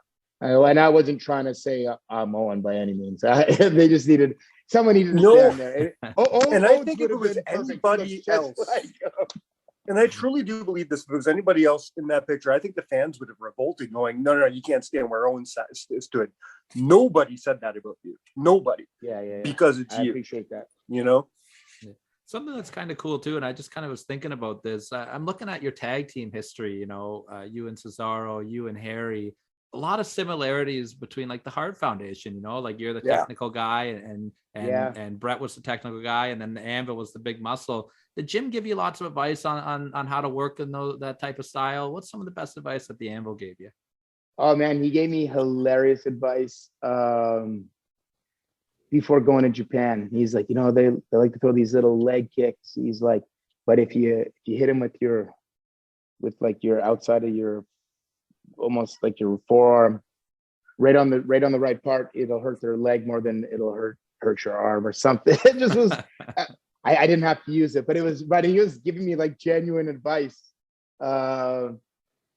Jim was smart, and he was really smart in terms of, he would always just say like, he wouldn't always give me advice in terms of like, "Hey, do this move or do that." His advice is more like, "Hey, like this is what comes with the wrestling business. Like this, like, hey, you show up at work and you don't like the creative that day. Well, guess what? Next week it could change. That's the wrestling business. Don't go to war over this thing today, because it might be so small, and it might, like, next week might be the reset and the start, this launch of this big push, or who knows." Like he was very good at that type of advice of like, just understand, it's like, although you something may rub you the wrong way, that doesn't mean it's the end of the world in that moment. Let it go and look at it from the bigger picture. Like he was smart with that type of advice, and Brett too gives me that type of advice a lot. Jim, what he was, maybe more so than like advice, was very supportive. Like he'd watch my matches all the time, and he would always have a lot of praise and a lot of like when his friend would come over, that's a chiropractor, Doug, he would say like, "You see this match?" He's like, "This is one of the best tag matches in a long time." Like he is very supportive, more so maybe than advice. Same with like so proud of like Natty and her accomplishments in the ring. Yeah. Like I said, I think more supportive, more so than advice in terms of overall. Like he did give me advice, obviously, but I think he was more so. He was very supportive and a very strong role like that. I always love when they put him on Total Divas with you guys. I thought he was so like it just, and again, fun is with the kind of like the theme of the interview so far, but it looked like he was just having a blast out there. He was, and it's too bad that this didn't happen. It was one of those things where it just came down to a time constraint. We were at WrestleMania in San Francisco, WrestleMania 31, and there was an idea. Well, not an idea. We were going to do it. I think Brett had a signing somewhere, and WrestleMania is hectic and nuts, and there's so many people that it takes a long time to get everywhere, especially day of. Brett had a signing somewhere, and then getting him to the stadium, they weren't able to get it in time. But on the pre-show, they wanted to do something where it's like me, Cesaro, and Natty, and we walk into Jimmy Hart, Brett, and Jim. Oh wow, that would have been and amazing. having it. It was going to be some kind of interaction where like because we're heels, and there's some kind of interaction where they say like, don't get too big for your bridge, or you'll end up losing the title. Like something where they're not like super warm to us. But I just remember thinking like, maybe change the verbiage. They should be on our side. But yeah, it's like a passing of the torch. But that I don't really care. Like I don't mind if it's like they're giving us this tough love or whatever. But I really wanted that moment to like happen so it could live forever. But unfortunately, just timing, it didn't work out, so it got scrapped. But it would have been a cool, even if for nothing, like just the picture of the six of us face to face would have been cool. Yeah, absolutely. Yeah, absolutely. So something I kind of want to talk about a little bit, but not in the way that I'm sure you normally talk about it. You know, obviously, unfortunately, you suffered a terrible injury in the ring in a match. Mm-hmm. And I know you've talked about that a lot. Can you kind of talk about like the recovery process from that? Because I think that your story is very inspirational. You know, you had kind of your dream taken away from you when you're not ready for it. And you put in all this hard work. And I'm sure from an emotional standpoint, that was very hard for you. But now, like I'm talking to you and I'm looking at you, you found a new way to still live your dream out. You look incredible, in great shape. Thank you. And I just think that your story could maybe inspire a lot of other people. Do you have any advice that you can give people that are maybe going through that hard period? Because I think the mental aspect of that must be just as hard, right? Yeah, it is honestly, without like, I can't sure it was horrible. It was absolutely horrible. It's tough for me personally, and I can only speak personally. So I went from having a schedule. I have a picture of it on my phone. I had my calendar. They just give me my calendar for the next 3 months. So for all of June, June, July, and August. And we were booked. Zara and I were booked on everything, man. I had all these. I think they had X's on the days you were. I was booked. I just remember seeing like all. And at that point, I just moved to a new house. I remember thinking like, so this is the long version of the story. They gave us the schedule the day before, and we weren't on as many shows. We were on, at the time they had a red and a blue loop. The red loops live events were Friday, Saturday, Sunday. The blue one, which was SmackDown, but the brands weren't really separate. They weren't separate at the time. The blue one started, and it was Saturday, Sunday. And then you'd go to TV Monday, go to TV Tuesday. So if I was on a red loop, that meant I was on for 5 days: Friday, Saturday, Sunday, Monday, Tuesday, go home Wednesday. So I got my calendar, and I was on the blue. I only had 4. And Cesaro was livid. He said, "You see that?" And I was like, "Yeah." I'm thinking in my head, I just moved. I'm going to get an extra day a week at home. It'll be good. And then he's like, "No, man, we're not doing that." And maybe an hour. I think it was the same day. I get handed the sheet, and now we're on all red. Now it's like now those Fridays I had off they're gone. Back on the road. But we're also filming Total Divas at that time. So I go from working, I mean, not all day, but almost 7 days a week of like, so I fly out Friday morning, wrestle Friday night, take the drives out of it. I wrestle Friday night, I wrestle Saturday night, I wrestle Sunday. I'm at TV Monday. I may not wrestle, but I'm at TV Monday. I may not wrestle Tuesday, but I'm at TV Tuesday. I fly home Wednesday. I get home Wednesday, or like late morning, early afternoon, and I fly out again Friday morning. I'm home for like 36 hours a week, and then we're filming Total Divas at home. So, like my days were busy, like so busy. And then I'm saying all that to say, then when I had this injury, like it went from 7 days a week to 0, nothing, and then just like I waited 3 weeks to get the surgery because my mom wanted to fly down, so I flew her down.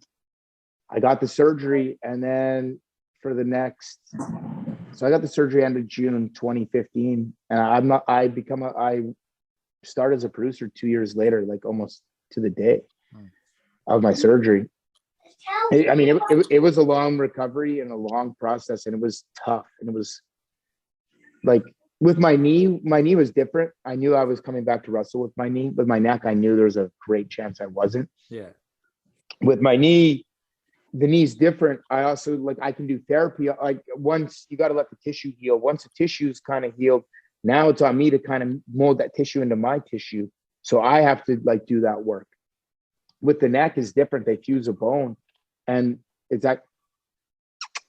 Hey, one of my cats is yodeling. And then it's actually the opposite. It's no work. I had to wear the brace, the collar for 3 months, and like they just don't want you to move. That way, the bone the bone they put in can get grown. Your own bone will grow over it and fuse it all in there. But like, it's tough. It's tough to go from working 7 days a week, or on the road 5 days a week to nothing, and to be. Yeah, not on purpose by anybody, but to be kind of isolated. Like everybody, all my friends are all at work, and they're all at work working, and they're on the road 5 days a week, just like I was on the road 5 days a week prior to that. So like a lot of loneliness, a lot of just being like Natty's on the road full time while I'm hurt, while I'm recovering, which. That's why she has the most matches of any woman in WWE history. She doesn't stop working right now, man. She does not stop working. But yeah, man, it was tough. It was I knew I would come out on the other end. I know that I believed in that, and I didn't let go of that belief. But it was tough times. I just remember sitting there and like. I remember right after the surgery, when I'm in my hotel bed that night, my hospital bed that night, and I just remember like my head and neck were throbbing, and I was like, man, I shouldn't have got the surgery. But the other option was like, there really was no option but to get the surgery. So I just remember thinking like, man, like it already sucked, and it even feels worse now. And 2 weeks later, it started to like that subside. Like then it felt strong. It started to get stronger, and I was able to work out the whole time, but like very, very, very, very light. And that's kind of like my one thing I had in the day was that I would like go to the gym, and I could do a little bit of like bike, and then after a little bit, I got cleared to lift. But really light and all like machines. I wasn't allowed to do like free weights and dumbbells and stuff. And I love working out. It was tough, man. It took like, I wasn't able to work out properly. And I, of course, wasn't on the road. I wasn't wrestling. I wasn't with like my peers and my friends in the way that I would want to be, or that I had been prior to this injury. So, I mean, I can't sugarcoat it. I can't lie. It's very tough. Anybody that's going through it or about to go through it, like it is tough. But if you believe in yourself, you can overcome it. I'll send you guys a link after this. A friend just sent it to me. So I have my C1 and C2 fused.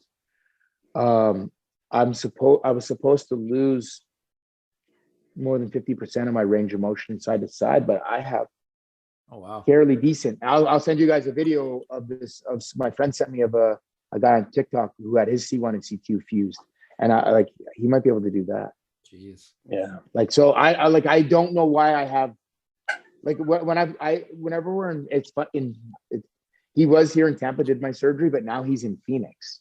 So going back to Phoenix again, every time I'm in Phoenix, I go and see him for a checkup. And the last couple of times, the last time I saw him, it was very cool, man, because he was like admiring his work, but he just was looking at me and he's like, TJ, I did the surgery on you, but like if you just walked in here right now, I would never guess you were a guy that had C1 and C2 fusion. Yeah. You don't look like that at all. He was like admiring his work of like what a job he had done a little bit and putting over my hard work. But it was kind of funny, man. Every time I see him, he always reminds me, he's like, okay, just remember, like, just still, you look great, you feel great, but just take it a little bit easy. Yeah, and it's really inspiring to see you come out and then find this new chapter in your career, and just all the praises that you're reading, that you're getting, all your fantastic work in the women's division. Like, I just think it's great for people to hear maybe the other side of that, because the work that gets in there, and you're just a great example of believing in yourself and getting through that. So yeah, I don't know where that came from. I don't know where being a producer or even so to even be good at it, or to even like, who's to say that I'm going to be good at it, but who's to say that I'm going to be good at it and that I'm going to like it or love it? Like, these are a lot of different variable options that aren't like, who's to say? I would never have guessed. You know what? Johnny would talk to me prior about when I was in town. He would talk about being a producer when it was all said and done. And I would tell him, absolutely not. I couldn't see myself being a producer. There's no way. And here I am. I've been a producer for the right. You've got knowledge going from Stu, Davey, Owen. Like, these are lessons that have been taught that they're yours, and the fact that you're passing it on for this generation is so amazing to keep these. I honestly thought it'd be too hard to be this closely associated with wrestling with not being able to do it. Now, obviously, I've seen a lot of people do it. I've seen, like I was saying earlier, like Ross and Bruce Hart. These guys trained me and instilled a lot of really good psychology in me that still I apply, almost 30 years later. But like they didn't wrestle in WWE full time. You know what I mean? So like, I realized by looking around, like, you can be a part of this without having to actually be in the ring. And maybe over time it isn't as hard to be around, and it isn't. And then I realized after a little bit, like, okay, when things go great, I probably get like, I'd probably say, okay, so if I'm a talent or if I'm a producer, if I'm a talent and I have a match, I feel like 100%. Like, if I have what I think is a pretty good match, I feel 100% of that energy. As a producer, and it goes great, I say I get probably 70%. I can feel like 70% of that. Yeah. Which is awesome. But the trade-off is I feel 0% of the physical exertion. Zero. I'm not getting kicked in the head. I'm not bumping on the dungeon mat anymore. So it turns out the trade-off is amazing. And honestly, working with the women, and they're the ones who without them, like, this praise would never happen online. No one would ever know about it. That's the reason you don't always hear about everybody else, because like a lot of times the guys were a little bit more private or whatever, but the women are very funny. I love them. I love working with the girls. They're amazing. They're literally amazing. And I don't know where this came from, but it's better than my own in-ring career. I feel like it's bigger, much bigger. So we could do this all day long. We really could. In interest of your time, I'll throw out my last two questions and let Tyler finish her up. My first of the two comes from, because you brought up in your last statement, you brought up Natty's work rate and how much she works, and you brought up loving working with the women. So I got to ask, I'm not asking to speak for Natty, obviously, you're not going to do that, but being around her, you must know how she felt. What did it mean to Natty Piper? What did it mean to Natty, and what does it mean to you for Natty to get chosen to work at the first woman to work in Saudi Arabia? Yeah. Ooh. Again, goosebumps, because I know what it meant. I know what it meant to her. I know that she was specifically chosen from Vince. Wow. Like personally. So he has a lot of respect for her, obviously, and really likes her. She that was crazy, just because, like, you know, it's, you just don't know in the moment, in the real time.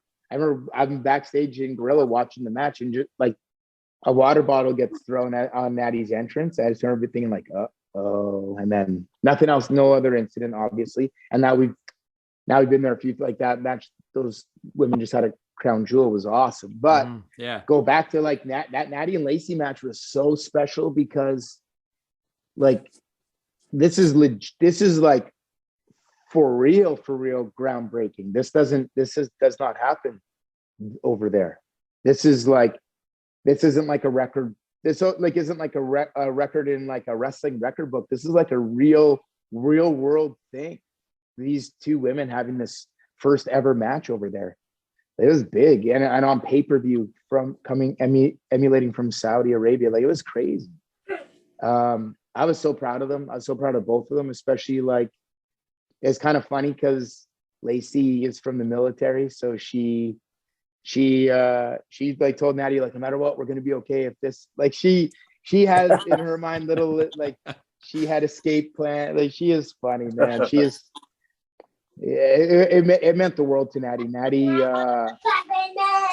she loves going there. She loves going there, and like, they almost, like, this last time she was there, they almost brought her as like an ambassador on the trip. Wow. So it meant a lot to her and to the company. Awesome, that's cool. And my last question has to do with a little bit of your time in NXT. I feel like you had something that the other guys in NXT didn't have. You literally grew up under the learning tree of the Hearts. You also had a lot of experience behind you by the time you got to NXT. So my question, after learning under the Hearts for so long, and you already had that, were you able to appreciate in full being able to sit under the learning tree of Dusty? And what's Dusty's teaching methods, and what did you learn from Dusty that you feel that you maybe didn't get from your time with the Hearts? I mean, with Dusty was obviously about personality and promo. He obviously cared about work, but if he saw, like, Cody would kind of talk about it sometimes, like, Dusty almost liked broken toys, so he could fix them. If somebody was like too perfect, it's like nothing for Dusty to work on. Yeah. So Dusty, I think Dusty liked working with people that he thought could go in the ring, and then they just needed like that extra touch or whatever. You know, he the truth is, he liked working with everybody. Like, there's a time where Tarver was cutting like amazing promos in FCW, and Dusty was like 100% behind it and like loved what he was doing. Then Abraham Washington as well. Like, Dusty created a really cool promo vibe in FCW. Then I got called up, and later becomes NXT, and it became even bigger, became way bigger. And when I got sent back down to work with Dusty on promos, and to drive to the Performance Center is about an hour and a half from my house. So I was driving there. I was very nervous, thinking like, "Oh man, I got to go to a promo. I'm gonna bomb. It's gonna be in front of these NXT guys. This is gonna be terrible." Yeah. And I get there, like, so here's what's so funny, man. In my mind, I'm gonna cut this terrible promo, and then Dusty's gonna say, "Look at this guy. He's been on the main roster for 5 years. And all of you guys here in NXT can cut a better promo than him."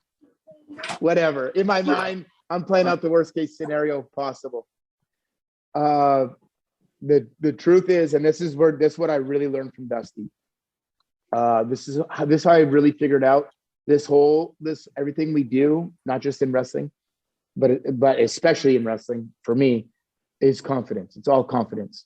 I showed up that day, and I came up to do my promo, and then Dusty stopped before I even did anything. And he, like, you'd stand in front of the curtain, but they had a monitor that Dusty would watch. And Dusty said, "Hold on, Teacher, don't go." And he said, "Look, everybody, look at this monitor. Look at what he looks like on there." He's like, "This guy looks like a movie star." He's like, "This guy's work, nobody, bell to bell, nobody can touch this guy." He's like, if he gets his promos to even 50% of what he is in the ring, he said, nobody's touching this kid. I just remember being like, Dusty thinks this about me? What? He believes in me like this? I'm driving the last 90 minutes. I've been driving here thinking I'm going to be made an example of, like, look, this is why you come here and work here, because otherwise you could be 5 years on the main roster and everyone here is going to cut a better promo than you. I was blown away, man. It meant the world to me that Dusty, like, and I realized this is all confidence. This, like the promos too, this is all confidence, all of it. I'm confident in the ring because I train a lot in the ring. I kind of run away from promos. So I realize I have to attack them to get better at them. And Dusty helped me so much, man. Confidence. And I think that's what I do my best to try to pass on is build that confidence. Because I know when you're confident, like, you feel like you could conquer or do anything. Oh, that's cool. That's cool. I'll ask you my last couple questions here, and then we'll let you get on with your day. You know, you kind of read these things every now and then, these stories online, and take it with a grain of salt, obviously, right? Sometimes there's some rewrites, or like the magic of live TV, your timing gets cut or whatever. Do you have any fun stories that might involve you either as a talent or as a producer, where you guys have had to work on the fly, change something that's been totally planned, and you're just like, oh, like crap, we went from 12 minutes to 30 seconds. And how do you kind of cope with that on the fly? That's a great question. I mean, it happens as a producer, this happens like every week. Even if it's just like lose a minute or two or gain a minute or two. As a talent, I know I have one big, not big, but it was kind of funny. I'm trying to think. So we're in Austin, Texas. It could be me against Mark Henry. I think there's no finish. It's a DQ, and I have that Jackson Andrews bodyguard. And we're supposed to leave Mark Henry laying, and we're supposed to like kick the hell out of Mark in Austin, where he's from. Like, it's gonna be good heat. We're in Gorilla, and Dolph, Vicky, and Cena are in the ring. And the heat is insane for Vicky's promo, like nuts. That on the fly, it gets decided that Cena and Dolph is going to be 2 segments, and ours, me versus Mark, which was next, is scrapped. Didn't happen. The next week, I wrestle Mark Henry on Raw. He beats me, and then he hits Jackson Andrews with the World's Strongest Slam, and then he's not seen again. So it very much it altered things very much. That's insane. But I had a match literally scrapped in Gorilla. As a producer, Survivor. It was the Thunderdome. At least that was Survivor Series, like, qualifying match. It was Natty, Chelsea, Tamina, and Liv.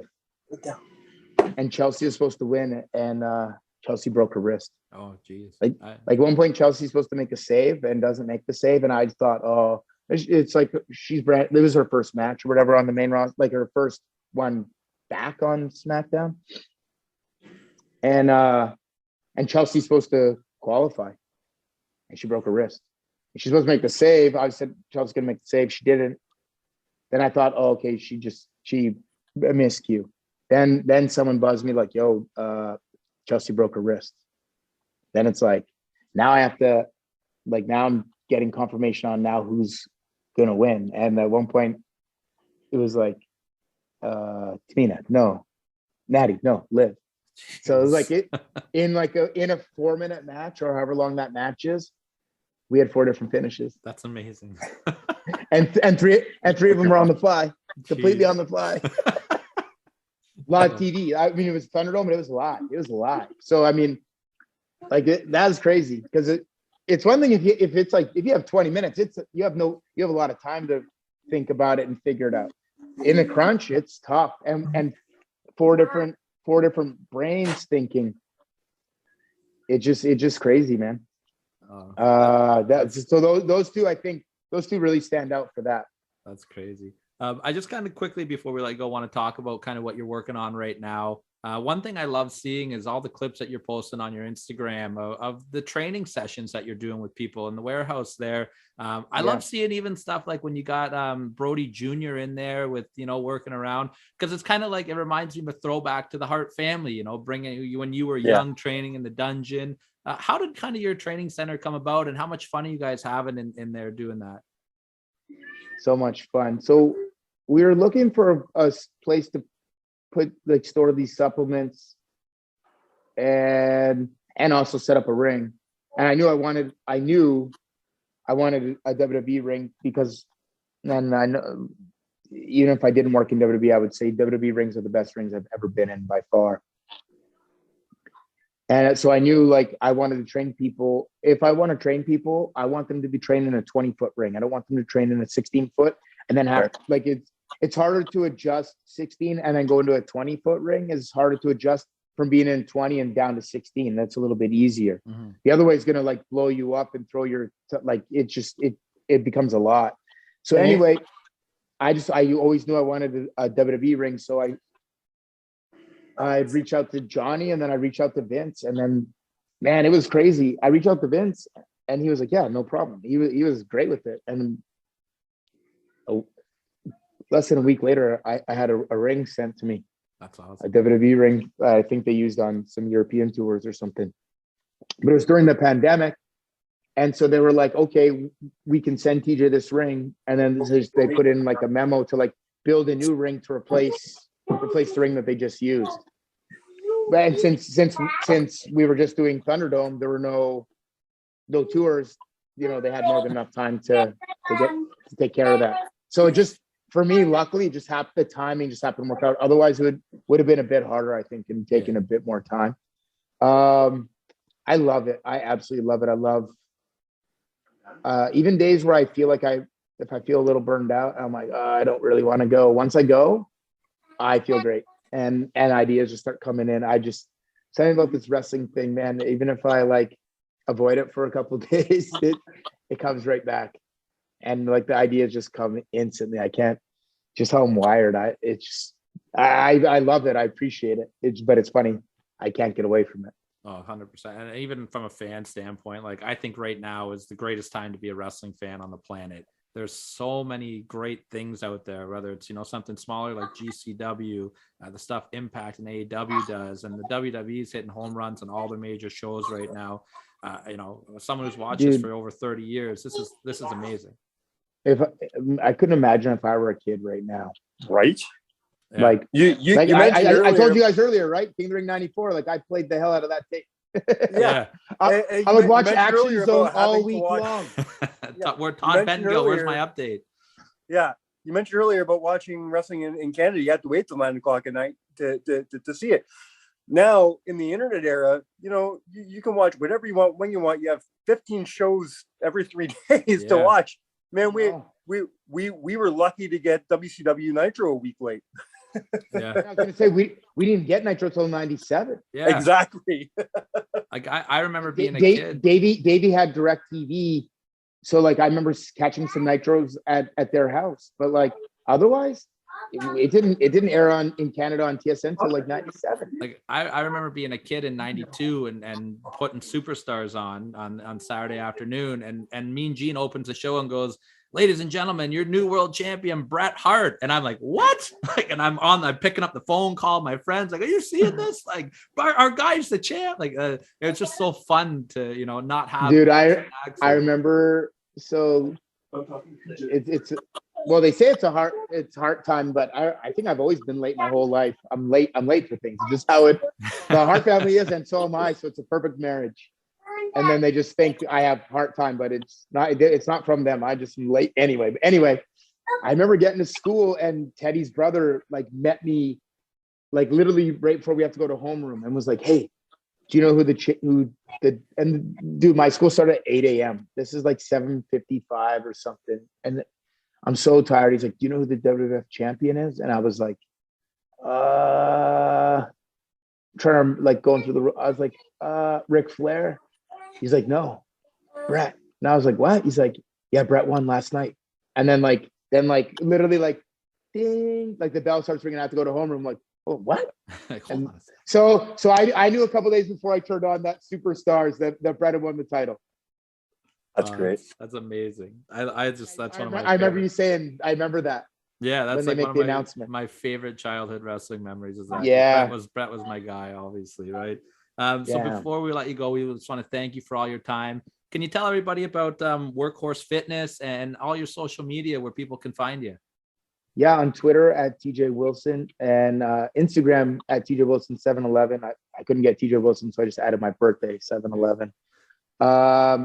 Workhorse Fitness supplement company that I've started.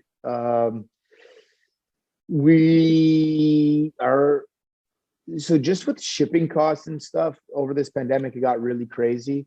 So at the moment, we're kind of shifting a little bit more towards still our supplements, but more towards clothing. Like our shirts do really well. We're looking at getting different shorts and sweatpants and things like that. But Instagram is at Workhorse Fitness, and workhorsefitness.com is the website. So yeah, man, it's kind of a fun thing for me to do. I would say on the side, but sometimes I try my best to not let it take up too much precedence, but obviously it happens. But yeah, it's been good. It's been, I wanted to develop a pre-workout that I really wanted to use. So I think we've accomplished that, and it's been a fun experience, and I've learned a lot of different things doing this. Awesome, man. And we've learned a lot talking to you today. We really appreciate your time. Thank you for joining us on the 100 show. Mike, do you want to take us home? Absolutely. Again, thank you so much, TJ. On behalf of our 100th show and TJ Wilson, we have been counted out.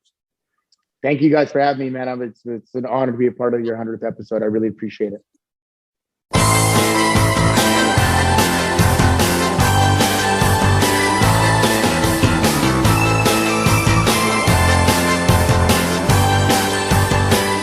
Hitman Hart. I want to wish all the best to Jock Rougeau and his Wrestling Academy 2022.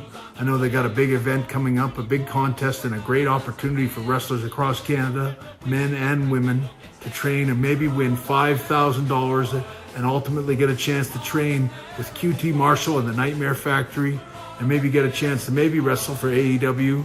But all I know is this is a great opportunity for every young wrestler, and I want to just thank Jock Rougeau for putting the idea together. I hope it works out really well, and may the best wrestlers win. Dans le monde, ils sont les pires. On aime les faire fâcher quand on dit we love the USA.